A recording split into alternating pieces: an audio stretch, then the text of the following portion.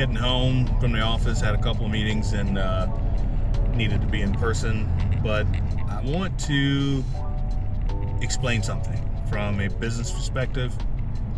We can take away the political stuff, but I want to explain to you very simply, very succinctly, what a MOU is. And when I say MOU, I'm not talking about a name, I'm talking about an acronym, and it's MOU, and the MOU stands for Memorandum of Understanding, right? So the MOU stage is a milestone. Okay, so I want to clear something up on this. I've heard it said about MOUs that, and even in my past business life, previous iteration, there were times when someone would say, oh, well, we have a MOU. A MOU is not a legally binding document per se. It is essentially the finalization of the negotiation terms that you are going to take into the contract phase. If that makes sense. So these are the things, the Memorandum of Understanding are the things that you agree to negotiate on for the finalization of a contract. So if someone tells you, hey, we have a deal,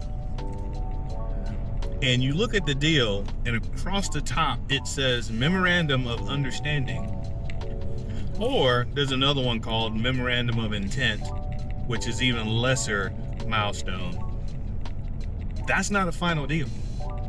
That means that you have, and usually there's a time limit.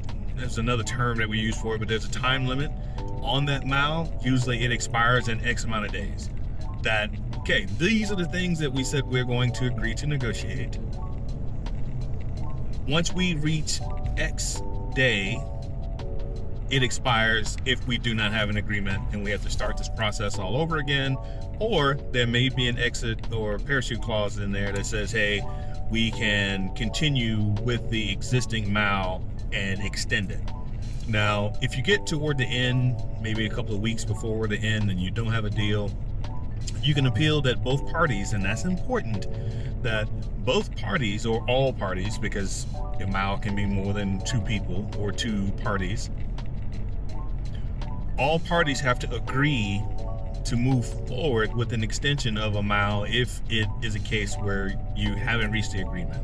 There's a sticking point. There's some thing that's left that you said, you know what, we really need to get clarity on this particular point, or we really don't want to concede this particular thing. Is there another negotiating path we can take?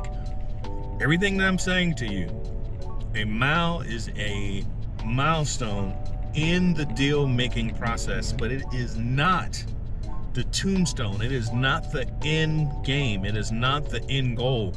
If you're talking chess, you're in the middle game, right? You're at the end of the middle game, and you're getting toward the end of the end game, if you will.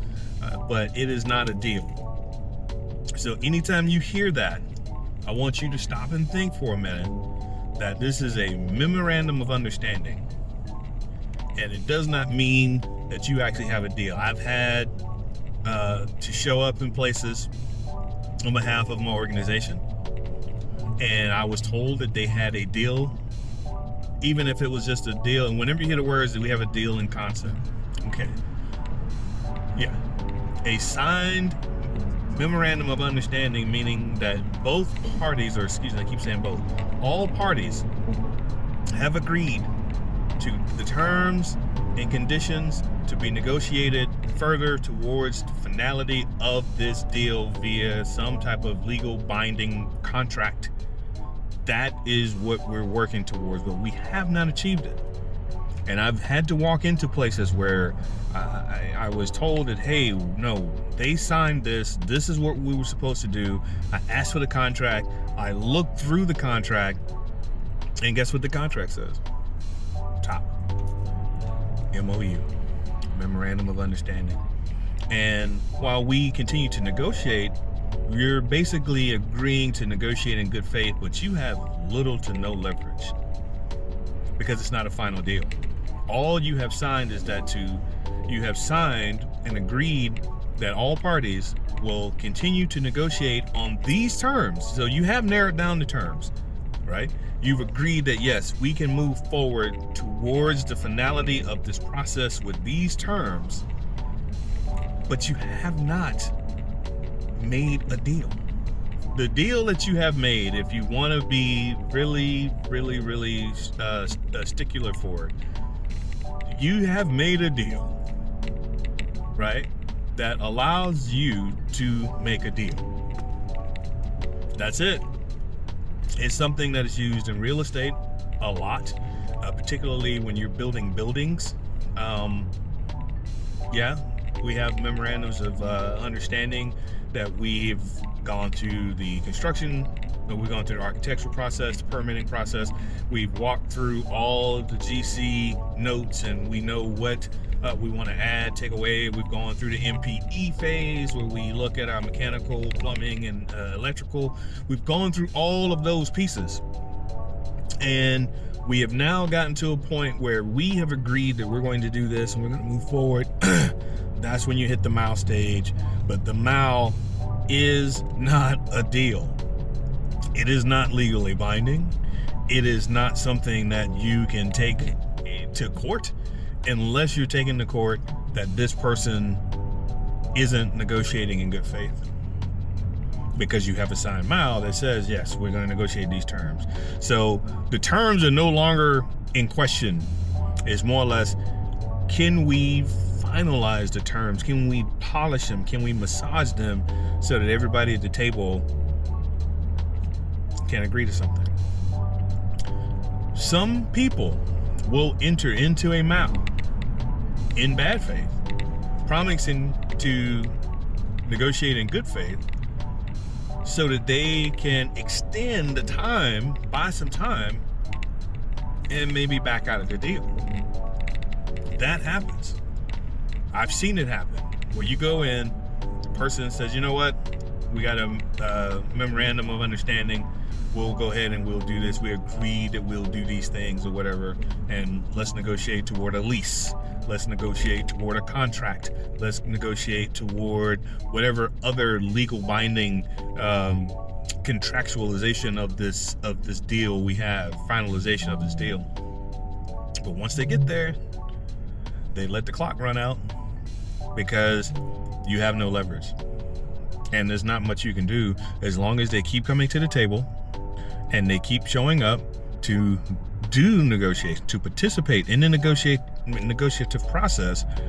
There's nothing essentially that you can do. Lawyers may jump in here and say, oh yeah, there are other things. There may be. In my experience, nothing. So I just wanted to talk about that because the word MOU has been floating around a lot for different reasons. Don't need to really get into what, but I can just tell you what my experience with MOUs are, what my understanding of a memorandum of understanding is. You go into a car dealership, you go into a housing agreement, you go into a lease agreement with a memorandum of understanding. Awesome. That means that you are working towards a deal, but at any point, anybody can walk away from that table unless there is a hidden clause, or not a hidden clause, unless there is an escalator clause or some other type of clause in there that prevents anybody from walking away from the table. There can be punitive damages that, hey, you know, we're going to go into this. Sometimes in MOUs may require a binder. And a binder means that you have to put up a certain amount of money. And again, a sign of good faith. Sometimes that money is a deposit. Sometimes that money is non-refundable, believe it or not. So it's all about your negotiating skills. But sometimes a binder can be required as a show of good faith from whichever party. Sometimes both parties, or I say both, all parties have to enter some amount of money into the pot. That way it shows that you have skin in the game. You don't want to lose that money. But if you're negotiating with a big enough group, they may not care. That party may not care about the funds that they negotiated, because what will happen is they'll negotiate the binder amount down to something that is negligible for them in their books. And as long as they're able to get to their business expedient reasoning for coming to the table in the first place. Yeah. So anyway, just wanted to share that on the way home. It's been on my mind for a few days now because the word MOU is in the ethos and in the ether, just going around. And I just want to make sure that people have a clear understanding of what exactly it is. The purpose, it's a milestone. It's an agreement that you will continue to do so in good faith on the terms on the actual Memorandum of Understanding. And it is not a binding deal. It just isn't. The hardest thing about it is that if you do have a expiry clause in there, then hey, we have 60 days. That also gives the any other party runway, or it gives them room to run out the clock.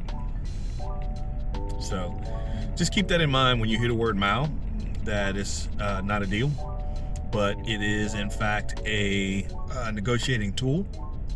And it is a milestone that we, a lot of times, hope to get to, is a memorandum of understanding. Particularly in big contracts, you want to have some type of milestone in place that helps to frame the negotiations moving forward.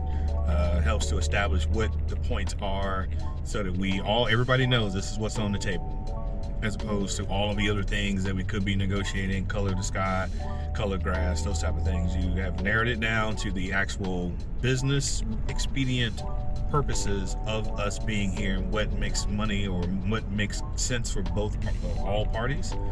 Once you get to that, you put that memorandum out there, you sign it. That means that, hey, we're going to continue to go to the table toward a goal of finality until X amount of time. If we haven't, it expires and we go back to whatever it was we were doing before.